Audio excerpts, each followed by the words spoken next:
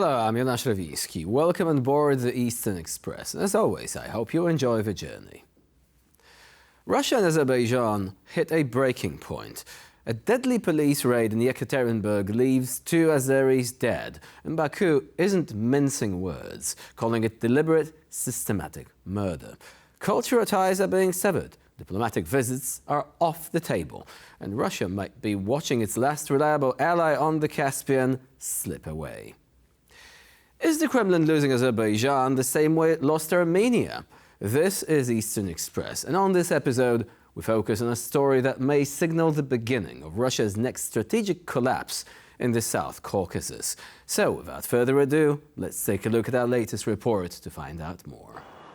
It was supposed to be a routine police raid, but what unfolded in Yekaterinburg last Friday sent shockwaves far beyond Russia's borders. 2 ethnic Azerbaijani men, brothers, according to media reports, ended up dead. Dozens more were arrested in what Russian authorities claimed was a crackdown on an ethnic criminal group. Moscow initially stayed silent on the deaths. Only days later did the investigative committee admit that one victim may have suffered from a heart failure, the other still under investigation. In Baku, the picture looks very different. Officials there accuse Russian police of brutal killings, citing what they describe as a pattern of targeted violence. The backlash was swift. Azerbaijan's foreign ministry summoned Moscow's envoy. Parliament cancelled a planned bilateral session in the Russian capital. And perhaps most symbolic of all, the culture ministry in Baku pulled the plug on all Russian-linked concerts and exhibitions, citing extrajudicial killings on ethnic grounds. Then came a more covert blow. On Monday, Azerbaijani law enforcement raided the offices of Sputnik Azerbaijan, the local branch of Russia's state media empire. Although the outlet had technically suspended operations, it quietly continued online. Reports suggest 2 alleged FSB agents were detained, though Baku has yet to confirm it. Now, with diplomatic channels hardening and mutual suspicion growing, Azerbaijan seems to be sending a clear message: respect our citizens, or risk losing a partner. And now we're zoning in on the east-splaining portion of our show. Once considered a stable partner in Russia's southern neighborhood, Azerbaijan is now quietly distancing itself from the Kremlin. The fallout from police raids in Yekaterinburg may have made headlines, but the diplomatic chill has been building up for months. It started back in January, when Baku retook full control of Nagorno-Karabakh. With no separatists left to monitor, Azerbaijani officials began publicly questioning the role of Russian peacekeepers. Their once critical presence now seemed redundant, if not unwelcome. Then in February, President Ilham Aliyev declined an invitation to attend a Kremlin-backed security forum in Kazan. That absence sent a message. Russian commentators were quick to accuse Baku of pivoting toward the West, hinting at NATO sympathies. By March, the information war has escalated. Russian state media and pro-Kremlin Telegram channels began pushing claims that Azerbaijan was hosting Western intelligence operations. In response, Baku revoked the credentials of Russian journalists and tightened control over media linked to Moscow. In May, tensions moved to the energy sector. Azerbaijan sharply increased gas exports to Europe through the southern gas corridor. Russian officials didn't mention anyone directly, but warned publicly of potential pipeline sabotage in the region. Analysts saw this as a thinly veiled threat. By June, the diplomatic split had reached the cultural front. Azerbaijani authorities cancelled a string of Russian-sponsored events, from film screenings to language programs, well before the Yekaterinburg raids that killed 2 Azerbaijani nationals. And now, as always, it's time to take a look at the issue in greater detail. Diplomatic niceties in the Azeri-Russian relationship are out of the window, like so many high-ranking Russian executives. This is just the latest episode in what has been a long, slow, but unmistakable unraveling of these ties. Officially, Russia and Azerbaijan are allies, oil partners in OPEC+, diplomatic collaborators and regional power players who have found ways to balance rivalry with necessity. But recent events suggest that Russia is steadily losing its grip, just as it did with Armenia. The cracks began to show last December when a civilian plane carrying mostly Azerbaijani passengers was shot down shortly after takeoff from Grozny, the capital of Russia's Chechen Republic. An investigation later revealed the not-so-unthinkable. The plane had been downed by Russian air defenses. Baku demanded answers. Russia offered half apologies. President Ilham Aliyev was not impressed, and so trust kept on eroding. In May, Azerbaijani state media reported that a member of Azerbaijan's parliament had been denied permission to enter the Russian region of Astrakhan, despite an official invitation. Baku labeled this a hostile act and demanded an explanation. None came. Then, earlier this month, a new diplomatic grenade exploded. Putin's aide, Vladimir Medinsky, Russia's lead negotiator in Istanbul peace talks with Ukraine, publicly referred to Nagorno-Karabakh as disputed territory. But Nagorno-Karabakh isn't disputed anymore. Azerbaijan reclaimed it in 2023, while Russian peacekeepers stood on the sidelines. That victory flipped the balance of power in the South Caucasus and sent Armenia scrambling away from Moscow's orbit. Moscow cannot afford to lose Azerbaijan too, but that's exactly what might be happening. It's a delicate dance, and it's one Russia appears to be botching. What we're witnessing may be the start of Russia's next great strategic loss. First, it lost Georgia, then Armenia. Azerbaijan could be next, and if Baku walks away, Moscow's influence over the Caspian Sea may collapse entirely. The cancellation of Russian cultural events isn't just a symbolic gesture. It is a diplomatic flare, a warning that soft power channels, the polite, quiet bridges that keep relations from truly breaking, are being burned. And let's not forget, Azerbaijan has options. It can deepen ties with Turkey. It can strengthen its role in China's Belt and Road Initiative. And it can continue capitalizing on Europe's desperation for non-Russian energy sources. In other words, Russia may soon discover that Baku doesn't need Moscow as much as Moscow needs them. This deadly police operation in Yekaterinburg may turn out to be more than just a tragic incident. It might be the catalyst for a profound geopolitical shift. And the question now is who else in the region is watching and waiting to make the next move? And joining us now to shed more light on this story is Rusif Husseinov, director at the Top Chebyshev Center. Hello and welcome to TVP World. Hello, thanks for having me. So let's begin by analyzing this situation, because it actually has repercussions which seemingly are actually escalating instead of just, dying down. First, we've had the police raids in Yekaterinburg. These were condemned by the authorities in Baku, but now we also have the Sputnik office story. Do you think, first of all, that what Russia is saying, that these were simply actions taken against criminals in Yekaterinburg, would you say that they are telling the truth? Because Azerbaijan certainly thinks they are not. Yes, exactly. The problems with labor migrants or with different ethnic minorities within Russia is nothing new. There can be some criminal elements, there can be different stories, and we can all acknowledge that there could be different narratives about this. But the way it was done by the Russian law enforcement bodies, and in the first phase, I think FSB, Russian intelligence service, was also involved. The way it was all conducted was perceived in a very negative way in and by Azerbaijan, because many people, the political establishment, the experts, and even average citizens, they all started trying to find out political or even geopolitical nuances inside this whole story. And the authorities here in Baku, they decided to respond their own way. And this is why the Russian news agency Sputnik, which was operating a local branch office in Azerbaijan, was subject to investigation, and at least two employees, both Russian citizens from the Sputnik office, were also detained.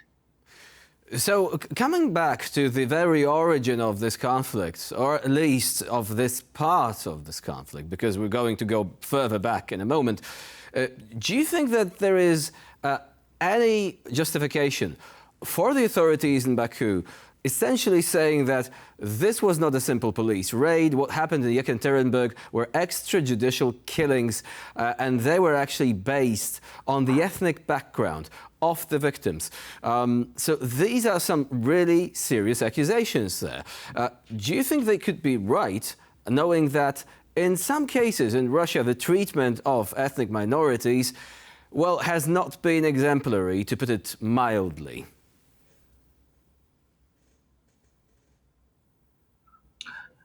Yes, I agree.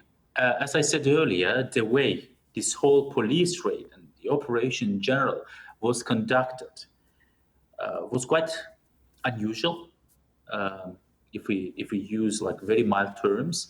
Plus, the accompanying rhetoric from different Russian officials and propagandists who would even go and use the phrase ethnic criminal gangs, which is really sounding very very weird.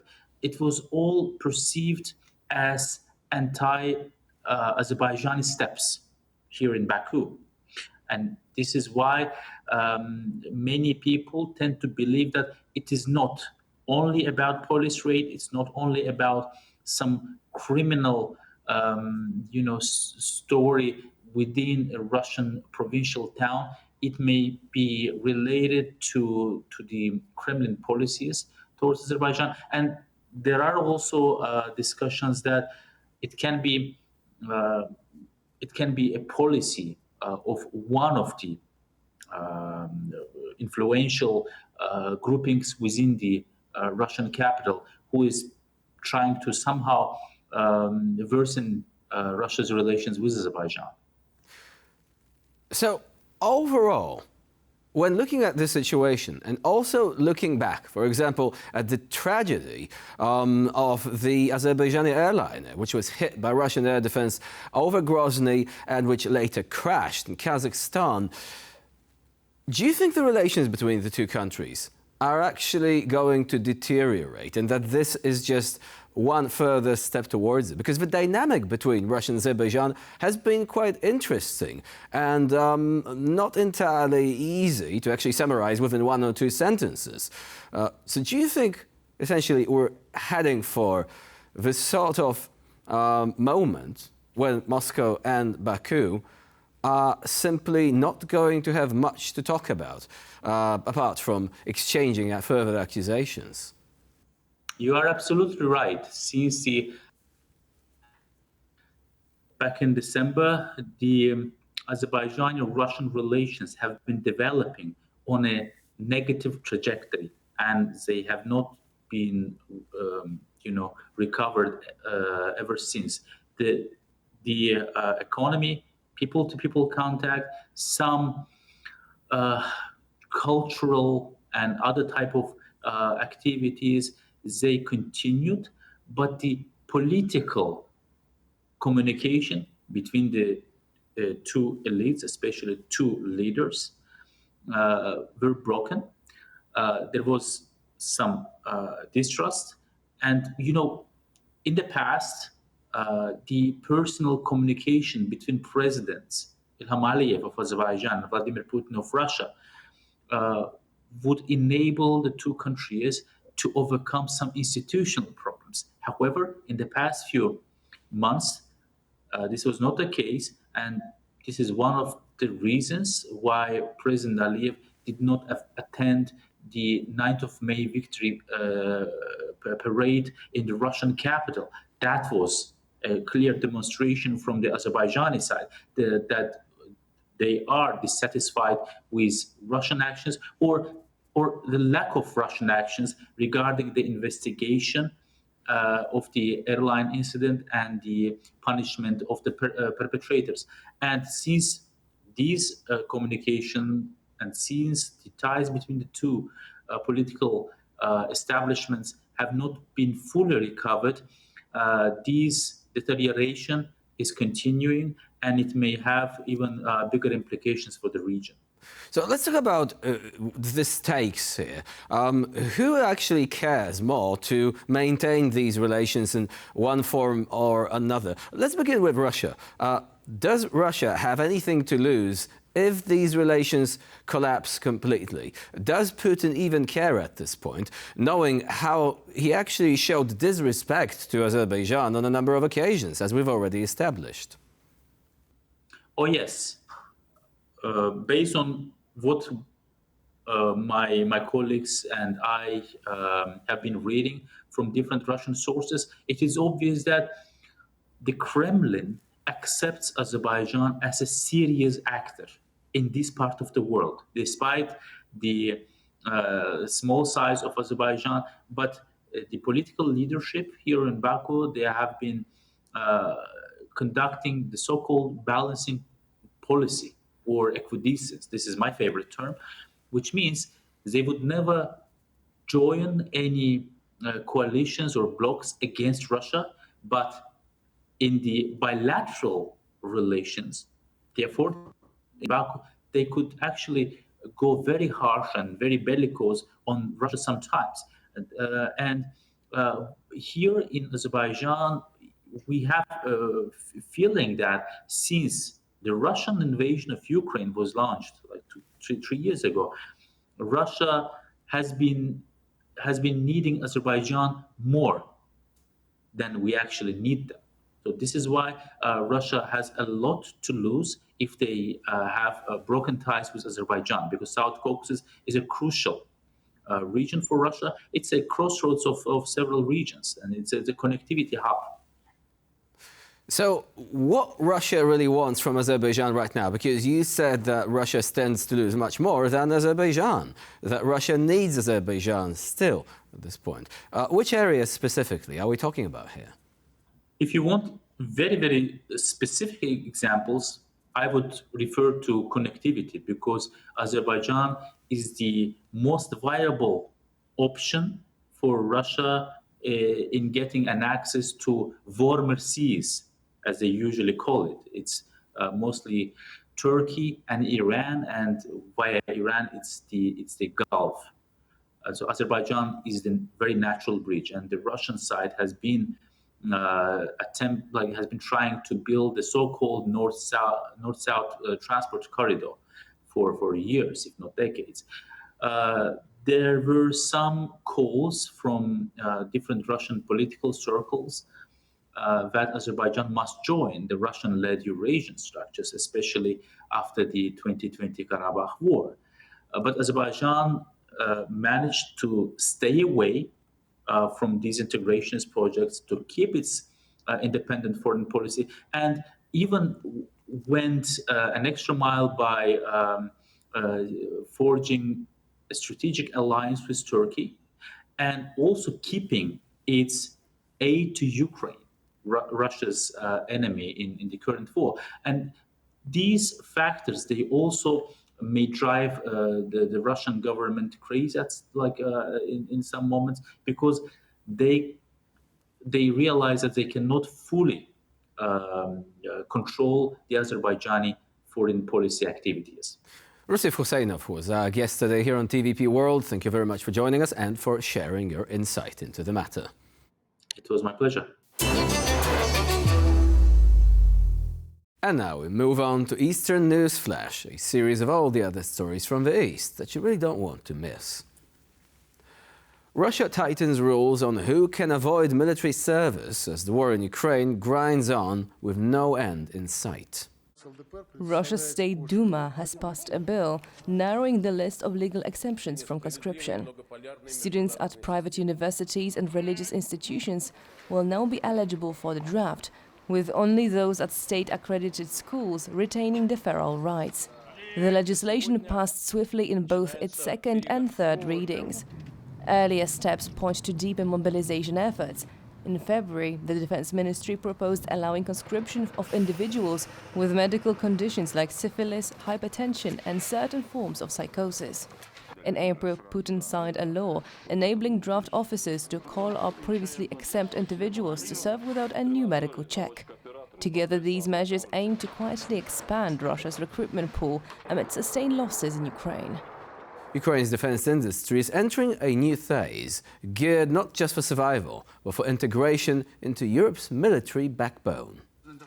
Weapons and systems developed on Ukraine's battlefield may soon become part of the European Union's joint procurement efforts. Drones, demining robots and electronic warfare tools built by Ukrainian firms are now being assessed for inclusion in EU-wide defense programs.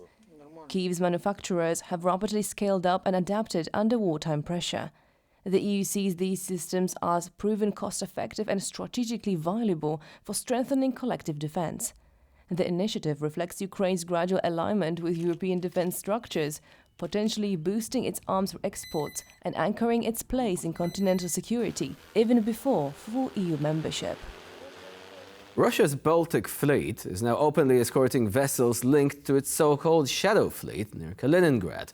The Russian shadow fleet has been used to avoid sanctions imposed by the West for Russia's invasion of Ukraine. According to Belsat, Russian warships have begun accompanying tankers belonging to the Shadow Fleet, an unofficial network of aging unregistered vessels used to bypass Western oil sanctions. The escorts took place near the port of Ust-Luga and Kaliningrad. The Sobrazitelny corvette and Alexin minesweeper were seen providing cover for at least 2 tankers. While Russia has not commented on the mission, analysts suggest that the escorts aim to protect sanctioned oil shipments from interference. The move adds new military weight to already tense maritime activity in the Baltic, raising concerns among NATO states bordering the region. And for this episode of Eastern Express, it's the end of the line. Please stay with us here on TVP World for more latest news and updates.